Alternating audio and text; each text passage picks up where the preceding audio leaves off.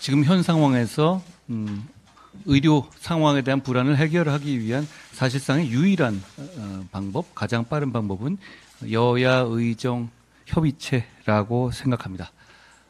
이 여야 의정 모두 협의체의 출범을 위해서 나름의 노력을 하고 있는 것으로 알고 있습니다. 좀 더 이해하고 좀 더 포용하고 좀 더 유연한 입장을 가지고 이 여야 의정 협의체를 출범하기 위해서 최선을 다하자는 호소와 말씀을 드립니다. 저희도 최선을 다하겠습니다.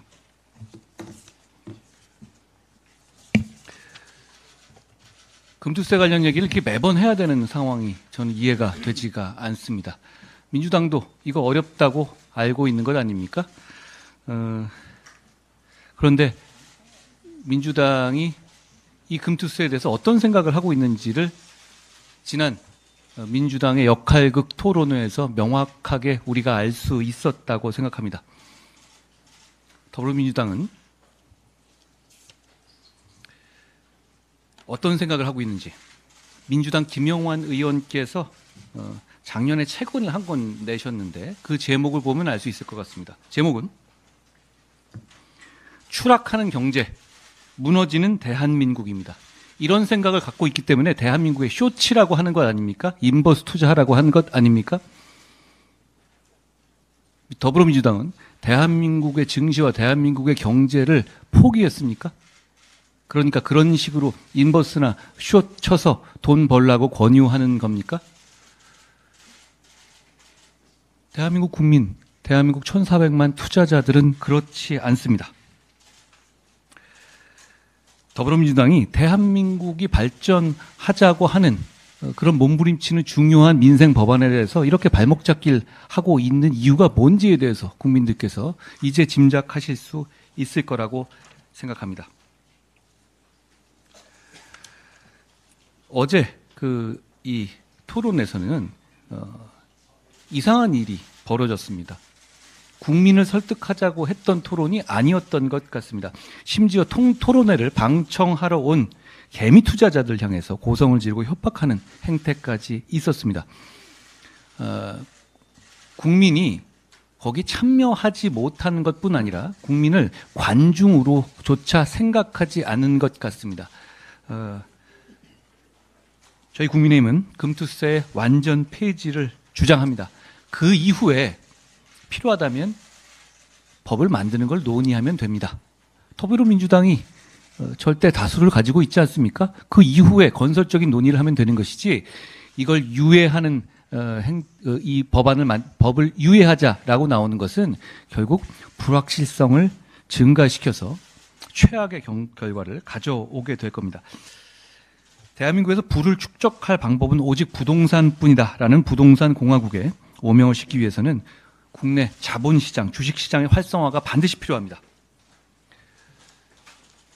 정기예금 수준의 성장만 보이고 있는 비정상적으로 낮게 책정되어 있는 주식시장이 매력적인 투자처로 거듭나게 된다면 자연스럽게 부동산에 몰려있는 자금도 이동할 것이고 이는 부동산 시장의 안정화에도 기여할 수 있을 것 같습니다. 다 떠나서 청년들에게 자산 증식에 희망을 드릴 수 있을 겁니다. 이 희망을 꺾지 말자는 말씀을 드립니다. 저희는 끝까지 1,400만 투자자와 대한민국의 증시를 사랑하시는 국민들과 함께 하겠습니다.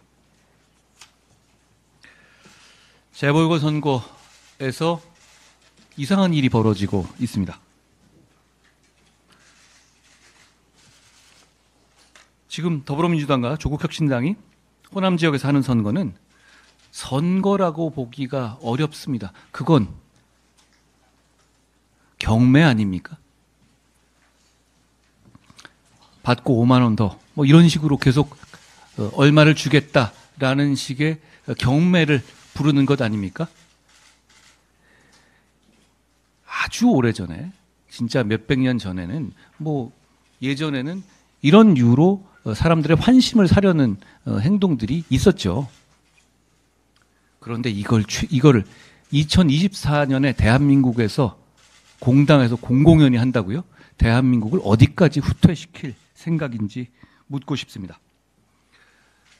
돈을 주는데 그 재원은 원전에서 나오는 세금으로 하겠다는 말도 들립니다. 탈원전 하겠다는 것 아니었습니까?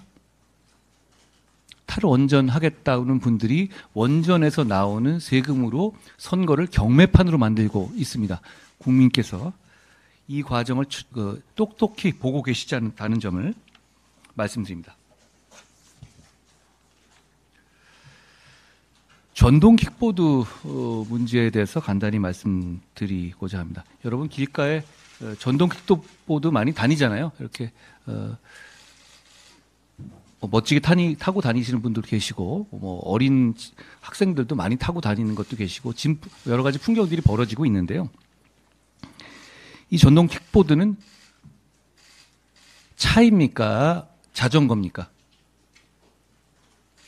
무슨 말이냐면 운전면허가 필요한 겁니까? 아니면 아무나 할 수 있는 겁니까? 도로교통법상 전동 킥보드는 원동기 장치 자전거에 속하는 차입니다. 그러니까 운전면허증이 필요하죠. 그런데 이 길거리를 보면 아주 어린 학생들이나 운전면허를 갖고 있지 않은 분들도 사실상 자유롭게 이용하는 것 같습니다. 그리고 그로 인한 치명적인 교통사고도 많이 늘어나고 있고요. 교통사고는 2019년 447건이었다가 2023년에 2389건, 사망자도 3배나 늘었습니다. 같은 기간에요. 무면허 운전자 사고 비율도 면허 차량보다 14배나 높습니다. 개인형 이 운전자 단속 결과 도로교통법상 면허를 받을 수 없는 13세 미만의 어린이 운전 적발도 3년 새에 4.8배나 증가했습니다. 당연히 학부모님들의 걱정도 크십니다. 전동 킥보드가 보행자의 안전을 위협하고 이런 안전 문제를 배가시키면서 프랑스의 파리, 호주의 멜버른, 스페인의 마드리드는 전동 킥보드 대여 서비스를 전면 금지하는 등 시민 안전을 위해서 도시에서 공유 전동 킥보드 퇴출을 결정했습니다. 퇴출은 아니지만 우리보다 더 강한 규제를 하는 나라들도 꽤 있습니다. 덴마크의 코펜하겐은 시내 중심부에서 전동 킥보드의 주차를 금지했고, 노르웨이 오슬로는 도시 내 전동 킥보드 운영을 8,000대로 제한했다고 합니다.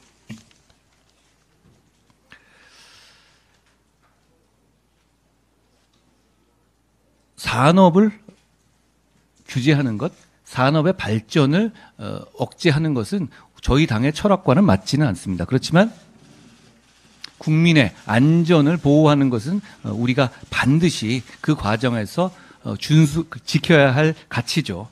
법을 준수하는 산업의 활성화는 장려하되 이를 어기고 공공안전을 위협하는 경우는 공존을 위해서 조정이 필요합니다. 최소한 현행 새로운 이 규제를 부과하지 않더라도 최소한 현행의 도로교통법이 준수될 수 있도록 대여 사업자의 면허 확인 의무를 강화하고 이를 위반한 경우에 엄격한 조치를 취해서 안전에 대한 경각심을 높일 필요가 있습니다. 지금은 그런 철저한 면허 확인 절차가 제대로 이루어지지 않고 있습니다.